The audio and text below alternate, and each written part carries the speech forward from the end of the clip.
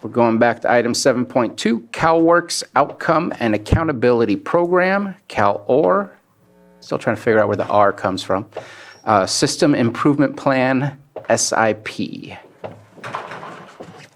we have... So we have a PowerPoint for you. Do you want to bring it up, or do you want me to connect my laptop? Okay, where's your little... Oh. Is it via Zoom? Or you can do it on Zoom. I will start.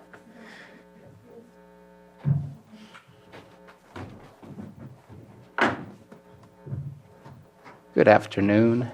Hello. Working out the technical difficulties here and getting this PowerPoint up so we can share with the public as we're talking. Okay. Sure. Sorry. Yeah, we're just working out the technical difficulties here, getting the Zoom up or getting into the Zoom so I can share our PowerPoint presentation. I don't think I'm still in the Zoom.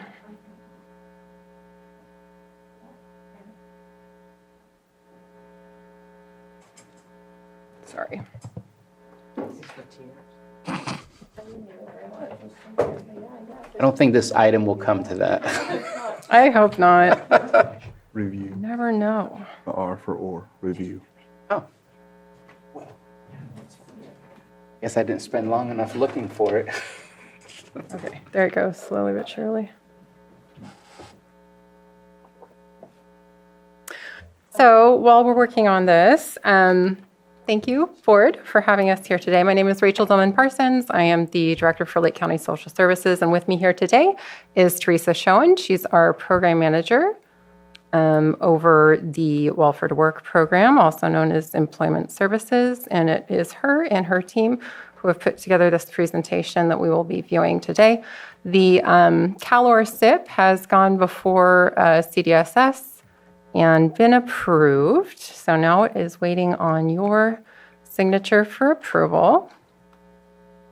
And this presentation that we are bringing you today is just a summary of the full SIP. Okay, I think I'm finally in the Zoom. All right. And I'm going to hand this over to Teresa. Thank you. So to answer your question, CalOR, the acronym stands for CalWORKS Outcome and Accountability Review Program. The R is review.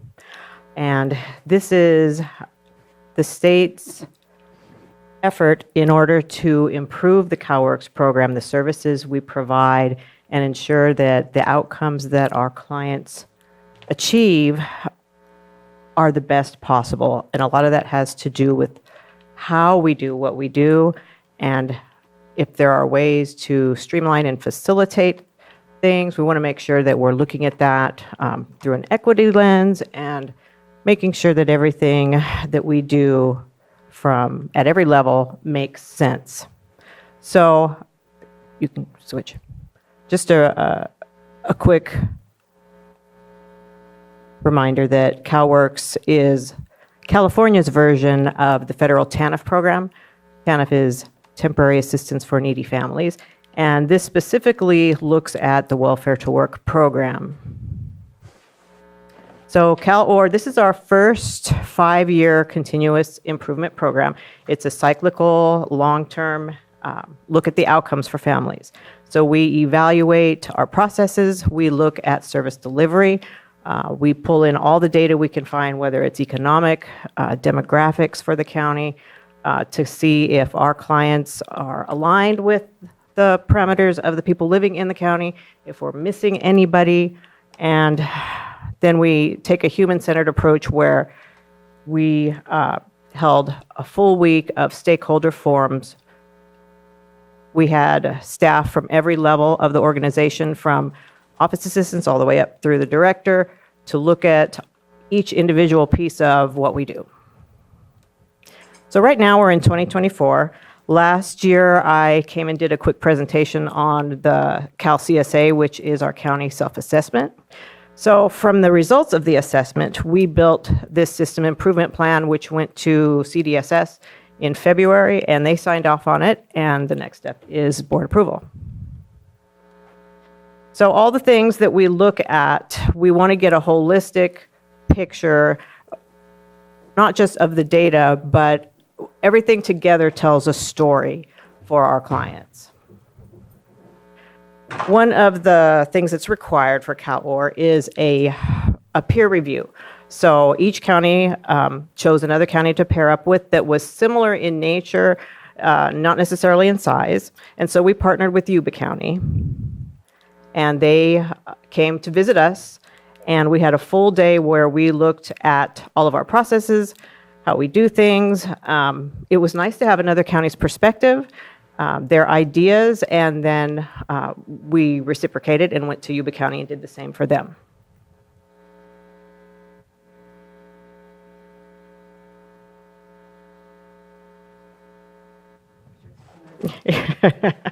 She's skipping the picture with her in it.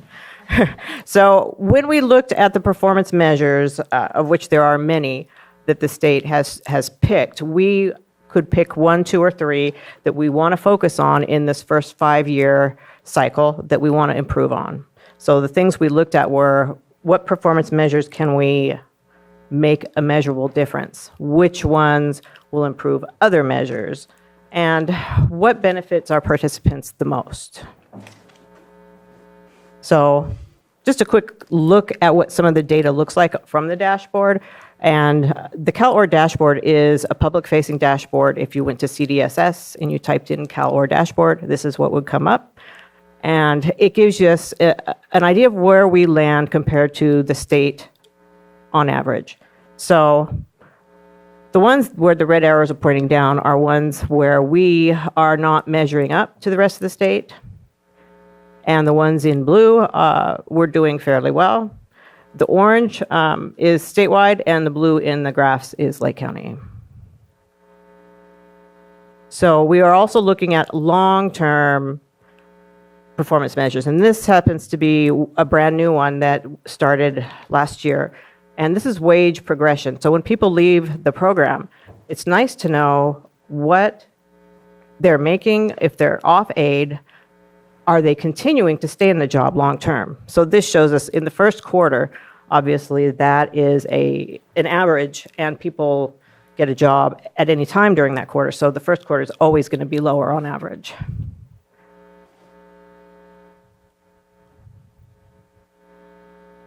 And rate of program reentries, we've noticed that we have quite a few participants who get a job, they leave, and then they're right back within months sometimes. And so what we want to do is really look at that, see what we could do to improve that and lower that rate of reentries. So these are the 3 measures that we chose. Orientation timeliness rate, which has to do with how quickly we get them through the door. Appraisal attendance rate, are we engaging them and effectively getting them into the program? And then program reentries, which is a long-term measure. Oh, that's neat. So the orientation attendance rate, this is where our starting point is 38%. That means basically 4 out of 10 are attending orientation. That means 6 out of 10 are not. Why are they not attending?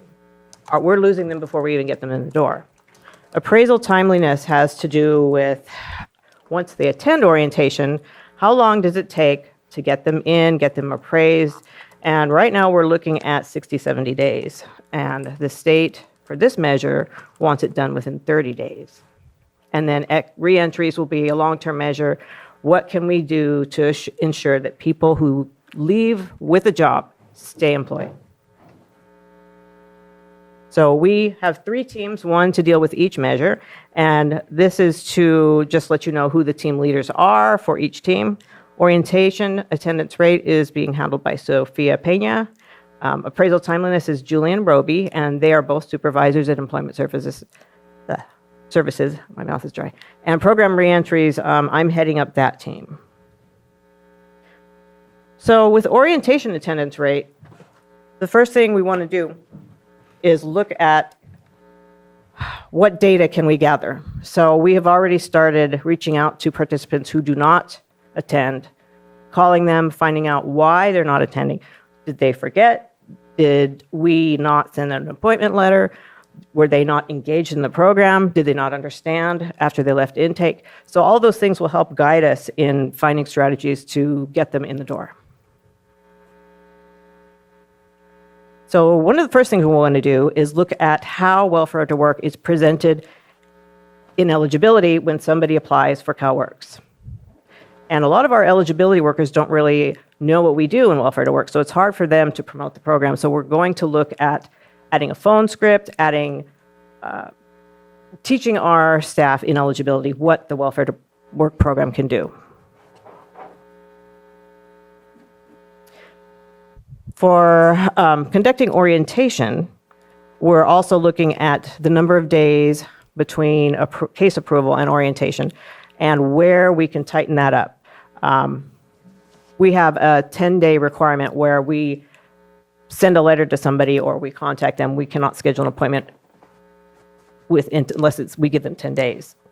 So we do that 3 times in a row for 3 different appointments. That's a month wasted right there where they're just sitting, we're just sitting. So we're finding ways to tighten that up.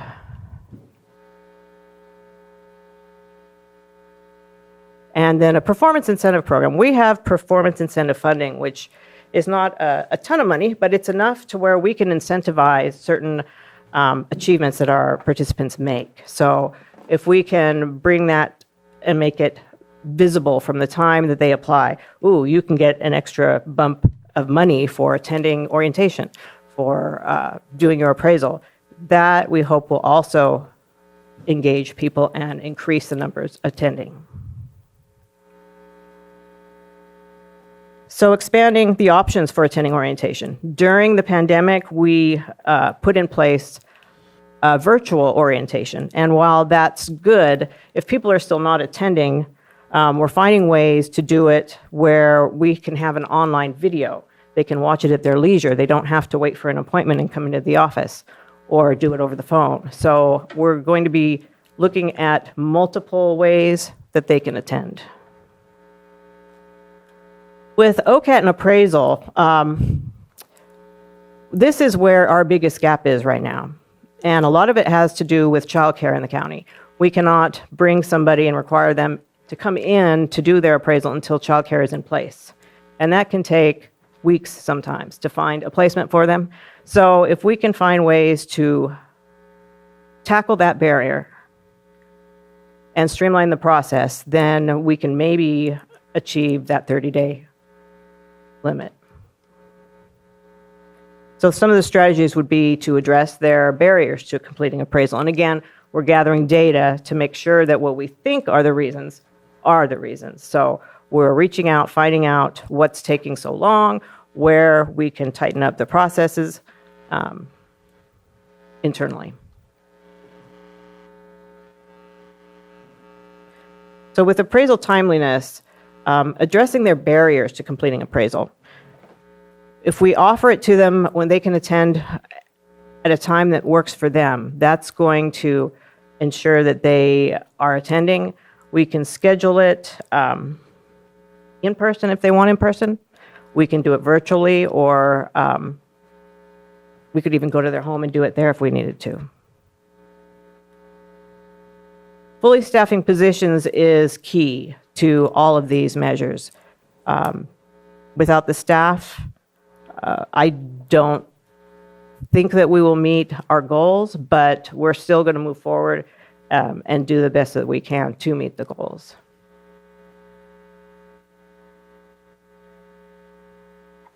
So, yeah, I kind of touched on this already. This is how we schedule appraisal, and we found quite a few ways we can tighten that up. So that should be a quick and easy fix. So with program reentries, we're gathering the data to find out why they're coming back on aid. Are they losing their jobs? Are they being laid off? Were they dissatisfied with their employment? And so we all know that education increases opportunity and expands the jobs that you will be qualified for. So we were going to be educating our staff on better connecting people to jobs that have promotional opportunities, that are in fields that are expanding. And so it's not just educating our clients, it's educating our staff as well.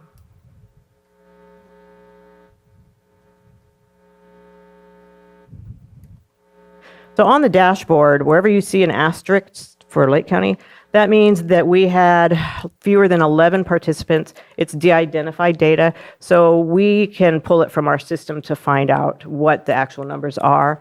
But on the dashboard, it's just unavailable. Smaller counties run up with this issue all the time. So with recidivism and people coming back onto the program, what we found out so far is that we have a lack of industries that pay a living wage. When you have little education, there's not a lot of choices. And so that has an impact on people coming back on the program. We had the pandemic, which of course is not the greatest time to be, to set our baseline from moving forward. Low education rates in the county, and before CalWORKS 2.0 came out, our focus was on job first, get a job now. And with CalWORKS 2.0, the states realized that it's better to keep them on aid a little longer, take it step by step to connect them with jobs that they will be satisfied with. Sometimes that's education. They can stay in education for 4 years if they need to, get that degree, and they're much more likely to stay employed. So we know that layoffs happen. We know that people lack the skills that they need to get better jobs. A lot of the time, they will come back and say, well, it just wasn't the job for me. It wasn't a good fit. So it's dissatisfaction with the job. Or they're in a position where there's no promotional opportunities, or it's just low pay, and that's not going to support a family. And so we want to make sure that we place them in positions where they can succeed. So strategies, we want to connect better with EDD and understand more about our county's employment opportunities. Right now, we work with our participants, but we don't have the boots on the ground knowledge. And so we're pulling that from EDD. We're also working with CareerPoint because they also have better data than we have available. And once we know where the jobs are, what the industries are, we can guide people into positions where there's better opportunities. Any questions? Thank you very much for your presentation. Director Delman Parsons, do you have anything else to add?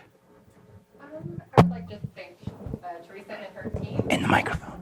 I would like to thank Teresa and her team for all of the effort that they've put into this. It has not been a small amount of effort, especially given their short staffing, and they have a big job in front of them, but I am confident that they will be able to do that and help more of our families receiving cash aid get better outcomes in terms of long-term employment. Thank you both. And I have Supervisor Green with his pen up. Thank you for the presentation. Number one, congratulations on getting the state to sign off on it. It makes our job easy here today, so we're not going to change a word on its head. That said, page 22 of this report did pop out to me as far as orientation attendance in that Yuba County. Your peers do have a focus more on in-person eligibility interviews, and I guess here, both between short staffing and what have you, you're either a majority phone or all phone for intake. But the question I had was, Yuba County strikes me as being very similar. It is very rural, so we do have the population center in Marysville, but people seem to be able to make it down the hill to have those interviews. And coming out of COVID, the personal touch can't be overstated, and when we provide services to people, even at an early intake phase. So, I'm not going to second guess if you have to do all phone all the time at this point for staffing, that's the way it is. But have you found any variables between when you provide in-person services and lower recidivism rate? That's not right, but better outcomes when you're having more consistent, more in-person contacts versus all phone all the time. Because if it's all phone all the time and it's a Zoom, it's just a checkbox. They're not going to be invested in this process. Sure. So we leave it, I think, to customers to decide how they want to receive service right now. We offer both. Teresa may have some data on who is more successful in participating, but we do offer in-person interviews. We do have in-person services for employment services. With employment services especially, that is key, having that in-person one-on-one relationship. And it's so hard to develop that via Zoom or over the phone. It's just not as conducive to building trust. And if you're going to influence somebody and convince them that they can do this, that they have the wherewithal to go to school, to achieve a better life for their family, you need to develop that trust. Otherwise, you're not going to be successful. So for my staff, they come in at least a day a week to do in-person connections and have appointments with people across the desk instead of over the phone. With eligibility, I know that's much more difficult, and it's a script, it's a quick in and out for intake. It probably doesn't have the same needs to do in person, but from my perspective, it's vitally important. So while we are offering telework, and most counties do offer telework, very few are strictly telework. Thank you. Any other questions or comments? Thank you for doing this. So I appreciate the perspective on the outcomes. I think our goal is always to get people to utilize your services as a support system to get into the better place that we all want them to get to, higher levels of independence, higher quality of life. I know that you mentioned Career Point. We have a couple supervisors on the North Bay Workforce Alliance. Yep, one. Said it backwards. And I would definitely suggest, please let them know of any needs that maybe aren't part of the normal program that is available that could be helpful for us, so we can maybe advocate for those things. And I know that I just spoke to you earlier about the what I'm working with Woodland Community College to try to get them to implement classes. I think the hard part is, because I agree, the personal touch makes so much of a difference. But then if we send them to school, 75% of all the classes are also virtual. And so you lose that personal touch where you're motivating somebody to get into that better place. But I think we can get there. I think we need to get there. Two things on the random. You mentioned daycare. I know that Director Parsons is on the first 5. At least that you went to your first meeting last time. Definitely a hot topic when it comes to daycare and how is it that we can keep providing more. If there's room in the ranch, maybe it could be a drop-in that can be helpful. That would be amazing. Yes, I have kicked that around. It's not off the list, and in fact, we have thought about maybe using Welfare to Work participants to provide that service to others. So we're thinking about things. Might be helpful for employees, might be helpful for those that come to the ranch. I'm glad you're already kicking the idea around. And then the other one was, we just had a conversation, I think you both were here for that during our DEI conversation. It'd be interesting to know those who have the recidivism rate, those who fail to come to orientation. What does that demographic look like versus the general demographic that you're already dealing with and serving, just to kind of identify, is there a greater loss in specific groups versus others? That's a really good measure that wasn't in mind for this, but we do have the data, so I think we can pull it out. We have a good amount of data. What we don't have from the state are the tribal TANF numbers. They have an aligned program, but none of that is included in the data we receive from the state. So I think that's an important piece, and I want to reach out to the tribes and see if we can't gather that data to see what those outcomes are as well. Because when we talk about the whole county, Right. it needs to include everybody. Right, because there's not just one agency doing the same type of service. Yeah. So those were my comments. Thank you very much for your presentation. I'm glad the state's already signed off on it, and looking forward to your, I think think, 2 next report cards that you have coming that was on the calendar. The progress report. Yes, the progress reports. Just had one comment, and I think I say it every year. The question would be, so we have the program, we want to get them into these programs, get them in better jobs and opportunities. Is there any way to do an intern program where they can move right into Department of Social Services in some of the, if you have the right applicants and stuff like that? Because it would be kind of training your own workforce type of thing. And I know I always bring that up, and I do sit on Workforce Alliance in North Bay, and it's that long-term success. I think we've got some reports that there were some challenges there, like 4 quarters later. Are they still working? What's going on? But if we're get them hired right onto the county, boy, we got some inside information on what's going on, how successful they are. So, Absolutely. We did have an OJT program several years ago before the pandemic. That we had some issues with the way the funding was structured, and participants have to be able to test, pass the background check to be placed in a position. And the way the state restructured it, we can't have training positions for ESE. That's their new OJT program, is Expanded Subsidized Employment. It has to be placing somebody in an open position, just as if they are full-time. That idea being they transition into full-time at the end of the 6-month or 12-month training period. So we're working on bringing that back to social services in some aspect, because right now we don't have that. We have an ESE program that we contract with Mendocino Private Industry Council in order to implement that, but that is funding that most likely is drying up with the new budget. So we're hoping we will continue to do that, but we will probably manage it in-house rather than have an outside entity contract. So, long story short, yes, that's also on our radar. Some of our long-term employees actually came to us through the old OJT program, and they're still around, so we would love to bring them back. just to follow up on Supervisor Spaltier's comment about reaching out to Bruce Wilson with the Workforce Alliance in North Bay.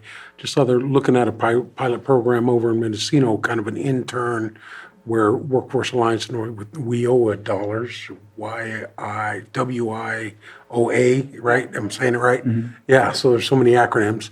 But it is a new program they're talking about trying to roll out in Mendocino, and it's with all the government agency departments doing an internship where it's partially paid. So it was just presented last week, so maybe there's a conversation we can have, and we can model something after that, so down the road.